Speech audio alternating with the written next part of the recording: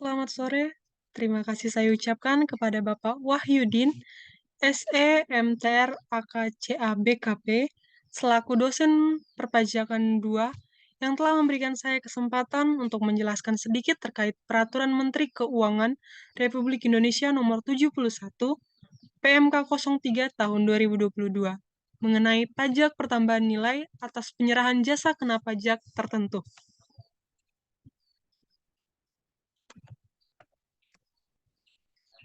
Latar belakang yang mendasari pajak pertambahan nilai atas penyerahan jasa kena pajak tertentu adalah bahwa untuk memberikan kemudahan, keadilan, dan kepastian hukum dalam pemungutan pajak pertambahan nilai atas penyerahan jasa kena pajak tertentu, perlu diatur besaran tertentu pajak pertambahan nilai yang dipungut dan disetor atas penyerahan jasa kena pajak tertentu. Sebagaimana telah beberapa kali diubah, terakhir dengan Undang-Undang Nomor 7 Tahun 2021 tentang harmonisasi peraturan perpajakan. Perlu menetapkan Peraturan Menteri Keuangan tentang pajak pertambahan nilai atas penyerahan jasa kena pajak tertentu.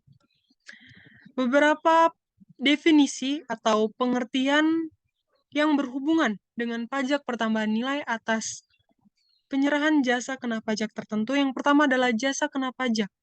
Adalah jasa yang dikenai pajak berdasarkan Undang-Undang Pajak Pertambahan. Yang kedua adalah pengusaha kena pajak, adalah pengusaha yang melakukan penyerahan barang kena pajak atau penyerahan jasa kena pajak yang dikenai pajak berdasarkan Undang-Undang Pajak Pertambahan Nilai. Yang ketiga adalah harga jual. Harga jual adalah nilai berupa uang, termasuk semua biaya yang diminta. Pemahaman terkait pajak pertambahan nilai atas penyerahan jasa kena pajak tertentu adalah pengusaha kena pajak yang melakukan penyerahan jasa kena pajak tertentu wajib memungut dan menyetor pajak pertambahan nilai yang terutang dengan besaran tertentu. Jasa kena pajak tertentu sebagaimana dimaksud pada ayat 1 meliputi yang pertama ada jasa pengiriman paket sesuai dengan peraturan perundang-undangan di bidang pos. Yang kedua ada jasa perjalanan wisata atau jasa agen perjalanan wisata berupa paket wisata, pemesanan sarana angkutan, dan pemesanan sarana akomodasi yang penyerahannya tidak didasari pada pemberian komisi atau imbalan atas penyerahan jasa perantara penjualan jasa pengurusan transportasi. Yang ketiga ada jasa pengurusan transportasi yang di dalam tagihan jasa pengurusan transportasi tersebut terdapat biaya transportasi.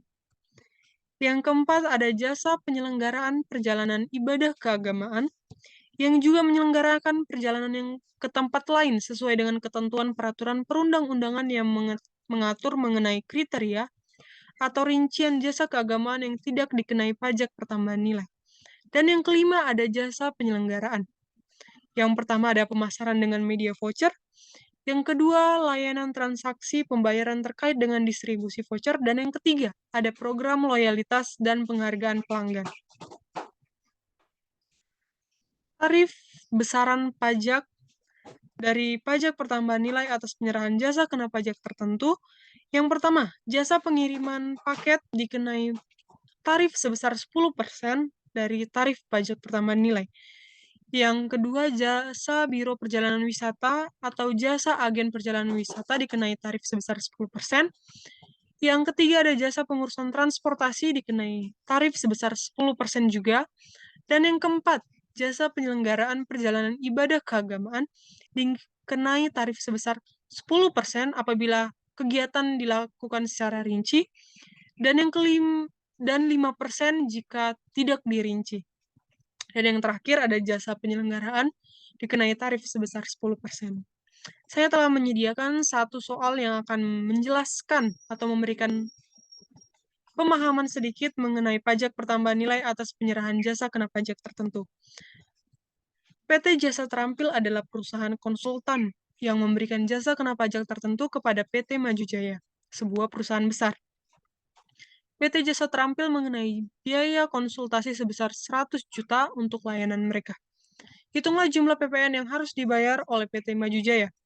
Ya, langkah pertama yang harus kita lakukan yang pertama adalah menentukan harga jasa kena pajak tertentu, dan berdasarkan soal tersebut, kita mengetahui bahwa harga jasa kena pajak tertentu yaitu sebesar 100 juta.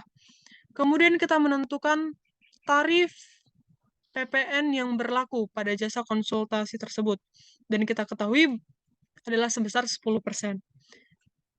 Lalu cara kita menghitungnya adalah 10% dikali harga jasa kena pajak tertentu atau sebesar 10% atau 0,10 dikali dengan 100 juta, sehingga PPN yang akan diperoleh adalah 10 juta. Jadi jumlah PPN yang harus dibayar oleh PT Maju Jaya adalah sebesar 10 juta. Dan perusahaan PT Jasa Terampil harus mengumpulkan PPN ini dan melaporkannya kepada Direktorat Jenderal Pajak atau DJP sesuai dengan ketentuan perpajakan yang berlaku. Sekian materi dan presentasi yang dapat saya sampaikan. Saya ucapkan terima kasih.